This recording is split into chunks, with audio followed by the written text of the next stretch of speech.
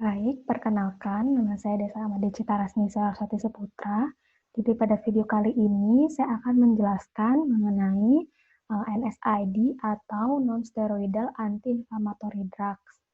Jadi video ini saya buat dalam rangka KKN pada Departemen Anestesiologi dan Terapi Intensif periode 24 Agustus sampai 30 Agustus 2020.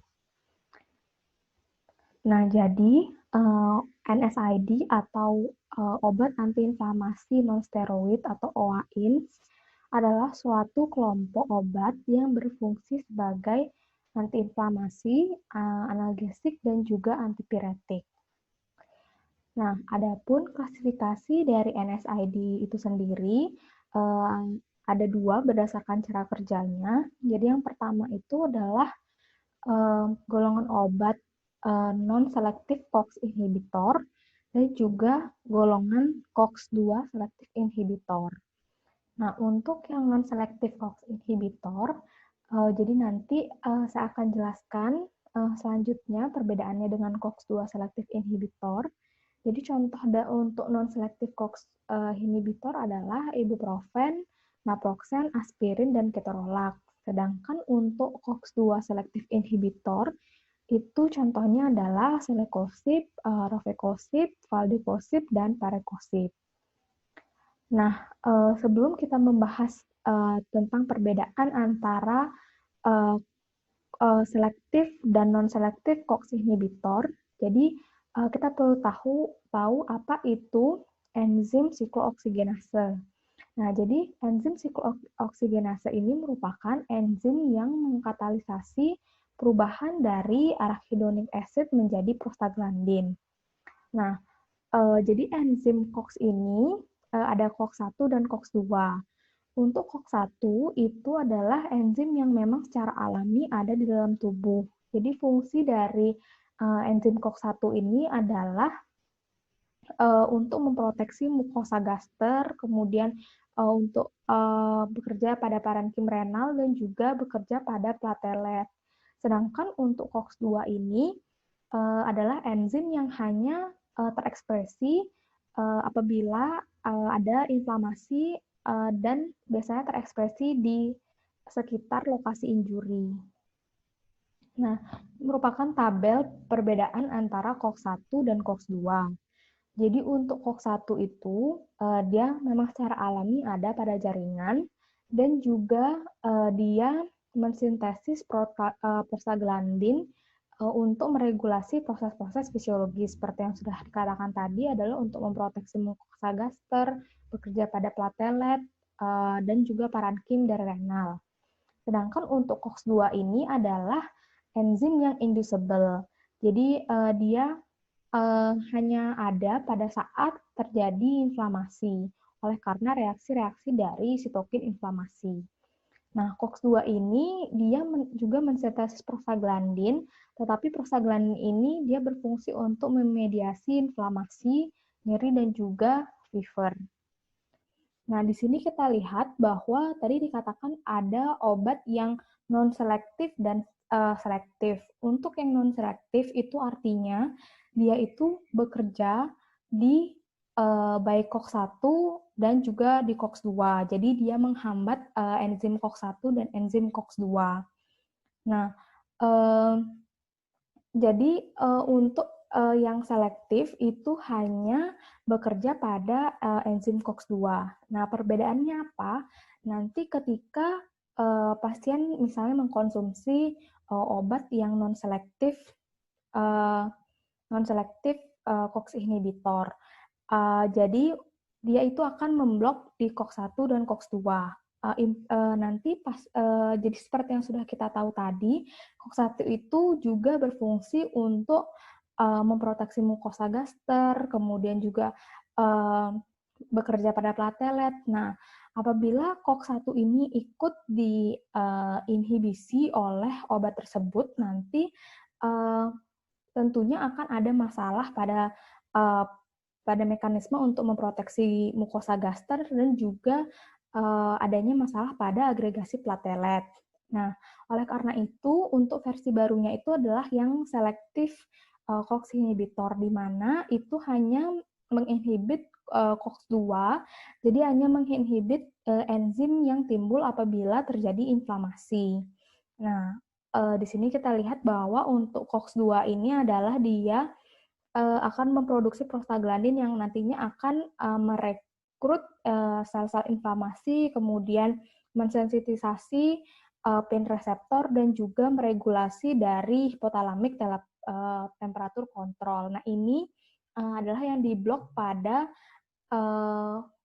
obat yang selektif COX inhibitor. Nah, jadi pada video kali ini saya akan lebih membahas mengenai ibuprofen. Nah, jadi ibuprofen ini merupakan salah satu obat yang merupakan derivat dari phenylpropionic acid. Jadi ibuprofen ini merupakan NSAID sehingga dia berfungsi sebagai antiinflamasi, antipiretik, dan juga analgesik. Nah, ibuprofen ini biasanya digunakan pada pasien yang mengalami misalnya sakit gigi, nyeri sendi, nyeri kepala, nyeri menstruasi, dan juga nyeri punggung. Nah, untuk farmakodinamik atau mekanisme kerja dari ibuprofen ini, dia adalah salah satu obat yang bekerja non-selektif COX inhibitor. Jadi dia bekerja pada COX-1 dan juga COX-2. Nah, jadi ini pemberian obat ibuprofen ini nanti apabila menghambat COX-1 itu akan menurunkan TXA2 dan prostaglandin E2. Nah, nanti itu akan mempengaruhi dari gastric mucosal integrity. Dan juga dia akan menginhibit dari enzim COX-2 sehingga menurunkan prostaglandin E2 yang nanti akan menurunkan fever, pain, dan juga inflamasi. Selanjutnya adalah farmakokinetik dari ibuprofen. Nah, jadi bisa dilihat di sini bahwa untuk puncak konsentrasi plasma dari ibuprofen ini dicapai setelah pasien mengkonsumsi obat 1-2 jam. Sedangkan untuk waktu paruh plasma berkisar antara 2-4 jam. Nah, apa arti waktu paruh plasma di sini? Jadi, arti waktu paruh plasma ini adalah waktu yang dibutuhkan oleh tubuh untuk mengeliminasi setengah konsentrasi dari obat tersebut. Nah, jadi waktu paruh plasmanya ibuprofen ini tergolong cukup pendek. Jadi, waktu paruh plasma yang pendek ini sebenarnya membawa keuntungan dan juga kekurangan apabila dikonsumsi. Nah, karena waktu paruh plasma ibuprofen ini adalah termasuk rendah, sehingga untuk mempertahankan therapeutic plasma concentration di dalam tubuh, jadi itu perlu dikonsumsi setiap beberapa jam. Kemudian, tetapi waktu paruh yang pendek ini juga memberikan kelebihan untuk obat ibuprofen ini, oleh karena bila terjadi kelebihan dosis pada konsumsi ibuprofen ini, maka obat ini memiliki tingkat keamanan yang lebih baik dibandingkan obat yang memiliki paruh waktu yang cukup panjang. Oleh karena eliminasi dari ibuprofen ini lebih cepat dibandingkan eliminasi obat yang memiliki waktu paruh yang lebih panjang. Nah, selanjutnya adalah absorpsi dan distribusi. Jadi, ibuprofen ini dia diabsorpsi dengan baik di GI tract. Nah, kemudian dia didistribusikan dengan cara terikat dengan baik dengan protein. Nah, selanjutnya adalah metabolisme dan ekskresi dari ibuprofen. Jadi, untuk ibuprofen ini, dia dimetabolisme di hati oleh enzim CYP2C9. Nah, jadi sebenarnya untuk metabolisme dari ibuprofen ini, terdapat beberapa enzim lain yang berfungsi juga untuk metabolisme ibuprofen. Tetapi enzim utamanya adalah CYP2C9. Nah, nanti ibuprofen ini dia akan dimetabolisme oleh enzim tersebut dan diubah menjadi inaktif metabolit, yaitu karboksil ibuprofen dan 2-hidroksi ibuprofen. Nah, nantinya ibuprofen ini akan diekskresi melalui urin. Jadi sebagian besar ibuprofen yang ekskresi melalui urin adalah bentuk yang sudah dimetabolisme, sedangkan hanya sebagian kecil bentuk yang belum dimetabolisme. Nah, ini merupakan efek samping dari ibuprofen. Jadi, karena kita tahu bahwa dia bekerja secara non-selektif, maka dia juga akan menyebabkan adanya gangguan pada proteksi dari gaster, sehingga pasien ini bisa mengalami dispepsia, kemudian juga bisa mengalami mual, muntah, kemudian bisa terjadi diare ataupun konstipasi, dan pasien bisa merasa kembung. Nah, ini merupakan efek samping yang sebenarnya cukup jarang ditemukan pada pasien-pasien yang mengkonsumsi ibuprofen. Nah, jadi contohnya adalah yang pertama peningkatan tekanan darah, kemudian bronkospasme, kemudian kidney failure, reaksi alergi, dan nyeri kepala. Nah, di sini kita perlu perhatikan untuk pasien-pasien dengan keluhan asma dan kidney failure, itu akan menyebabkan perburukan dari kondisi pasien. Nah, juga ada beberapa kasus yang dilaporkan bahwa terjadi reaksi alergi terhadap ibuprofen ini sampai menghasilkan Stevens-Johnson syndrome dan juga TEN, sehingga harus tetap ditanyakan riwayat alergi dari pasien ketika meresepkan obat ibuprofen ini. Nah, selanjutnya adalah interaksi obat dari ibuprofen. Jadi yang pertama adalah interaksi dengan aspirin. Jadi apabila ibuprofen ini digunakan bersamaan dengan aspirin, maka itu dapat menurunkan efek antiagregasi dari aspirin. Nah, jadi apabila